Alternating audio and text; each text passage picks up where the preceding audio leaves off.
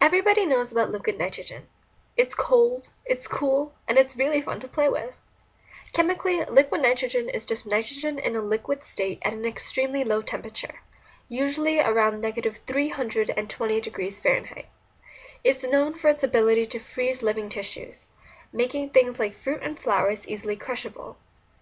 This occurs because the water in organic objects freezes to ice at such low temperatures, and thus the change from a liquid to a solid makes usually soft objects brittle instead.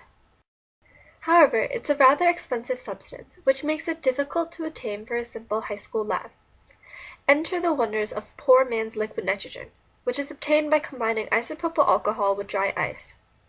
Although this liquid only reaches temperatures of around a -110 degrees Fahrenheit, it possesses many similar physical properties.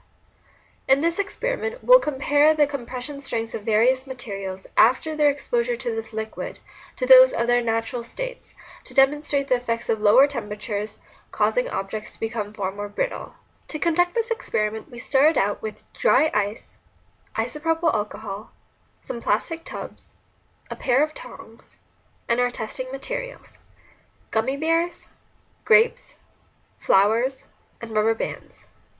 To cool the alcohol, we put dry ice inside of our plastic tubs and then poured isopropyl alcohol over the dry ice to cool the liquid. Once all of the steam had cleared and the alcohol was bubbling vigorously, we knew that we had our poor man's nitrogen. We started out by testing gummy bears. Obviously, you can tell here that gummy bears are squishy, soft, and very pliable. After being submerged in the alcohol, however, it actually shattered after being hit by a pestle. It was notably much harder to break and only softened after a significant period of time. Next, we tried out our grapes. After they were submerged in the alcohol, they were like frozen grape-shaped ice cubes. They didn't bruise or soften like normal grapes after we hit them, and basically didn't seem affected at all. We saw the most dramatic change when we tested the flowers. Before the treatment, the flowers were soft, flexible, and very easily bendable. After we submerged them, however, as you can see, we couldn't even take them out of the container without crushing them with the tongs. They were quite literally shattering from the touch.